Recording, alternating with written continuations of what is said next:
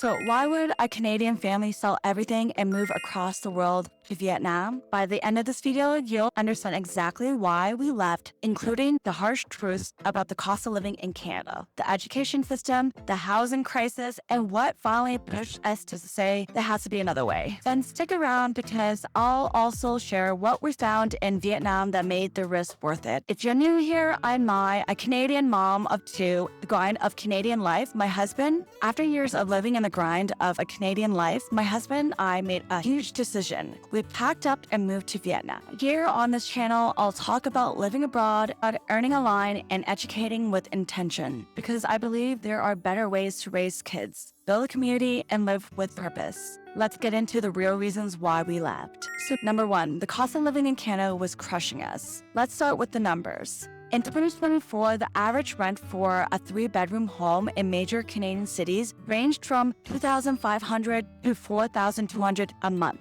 Groceries were up to 11% in a year, and gas just sky high. I'm just talking about this in the year 2025 because it's been actually worse than before. And going back, Canada, actually, we see a big difference how much it changed and how expensive it is to live there. However, even if you're working full-time, it feels like you're consistently catching up. There was no margin, no breathing room. We couldn't live, save, and travel, not all at the same time. In Vietnam, we lived comfortably on $2,000 a month, including rent, food, kids' activities, and occasionally travel. That's not just different. That's a huge difference. It's basically life-changing. Number two, the Canadian housing market is broken. We watch home prices rise faster than incomes. The average cost of home in places like Toronto or Vancouver is now over $1 million. Even with the home that we sold near Toronto, it wasn't a big home. Yes, it was a 4-bedroom home. However, that was already $1 million when we sold it 2 years ago. So imagine how much it would be right now in 2025. Even in smaller towns, the bidding wars, interest rates, and lack of inventory made it nearly impossible to settle down or invest in properties. Meanwhile, in Vietnam, we're renting spacious homes near the beach for under $1,000 a month. No bidding wars, no massive down payments, no suffocating mortgages. Number three, immigration and identity crisis. As children of immigrants, we know the weight of building from scratch. But today's immigration in Canada is at record highs, and people are struggling. We're hearing more and more stories of skilled newcomers who can't find jobs in their fields or who are working 3 jobs to just survive. We saw the writing on the wall. We didn't want to pour all our energy into a system that wasn't built for families to thrive anymore. Number 4, job market and no remote flexibility.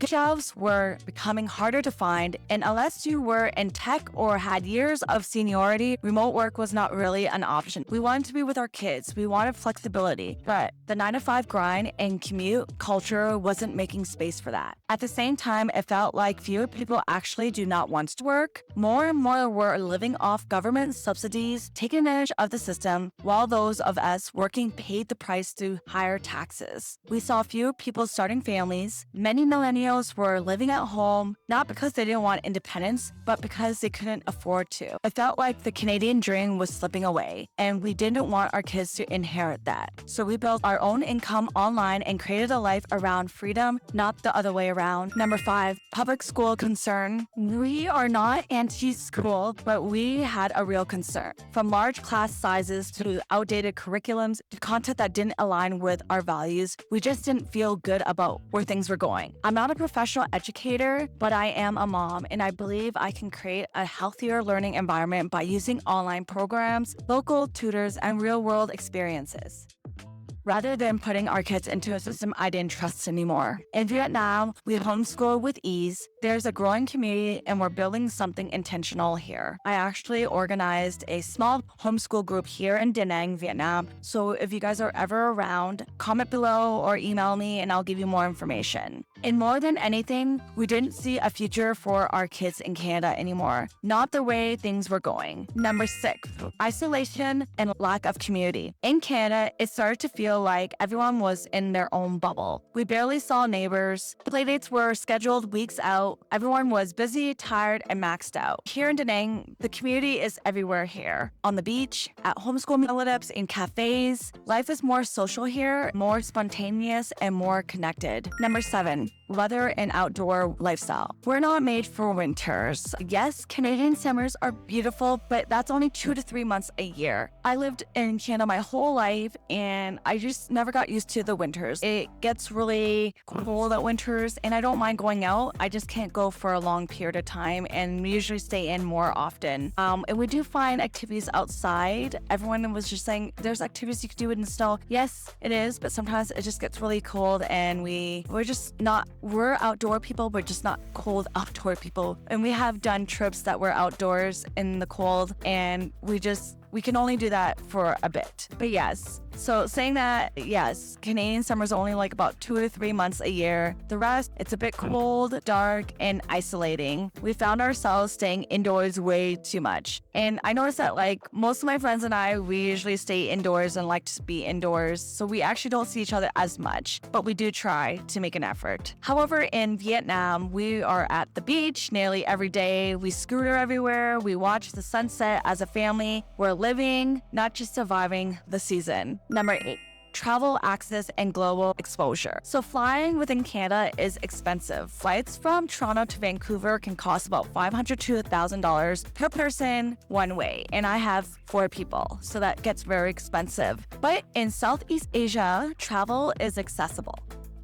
Flights to Thailand and Malaysia or Japan often is under about $200 round trip. So that's a little bit more doable. Living here means we can expose our kids to more cultures, food, languages, and perspective without going broke. Number 9, you need a car for everything. In Canada, we need a car just to survive. There's not that many transportation options there, so you need a car, and that's another big expense that you have on top of everything else that's expensive. So school drop-offs, grocery runs, playdates, everything involves driving. That means maintenance, gas, insurance, and parking. Here in Vietnam, we scooter everywhere or take Grab if needed. It's cheaper, easier, and we spend less time behind the windshield. Now, we still need to talk about the biggest mindset shift we had from this move. But if you've been thinking about leaving Canada or starting over somewhere new, hit that subscribe button right now. I share real stories and practical tips to help families live more freely and intentionally. Number 10, our mindset shift. We didn't need permission. We used to think you had to wait for the right time, a better job, more money, someone else to go first. But no one's coming to give you permission. Leaving in Canada wasn't about escaping. It's all about choosing a new story on our own terms. And part of that choice was stepping away from the culture that didn't feel right anymore. The healthcare system was behind. It took forever just to see a doctor, and for anything serious, it could take months. People were dying waiting for care, and new laws around medication made us uncomfortable. Some treatments now legal in Canada is things we simply don't agree with. We also saw a cultural shift, more crimes in major cities, even small cities, raising safety concerns, and fewer people looking out for each other. There was less respect for elders, more disconnection, and less accountability. We're proud to be Canadian, but the Canada we grew up in doesn't feel the same anymore. And it's heartbreaking to say that.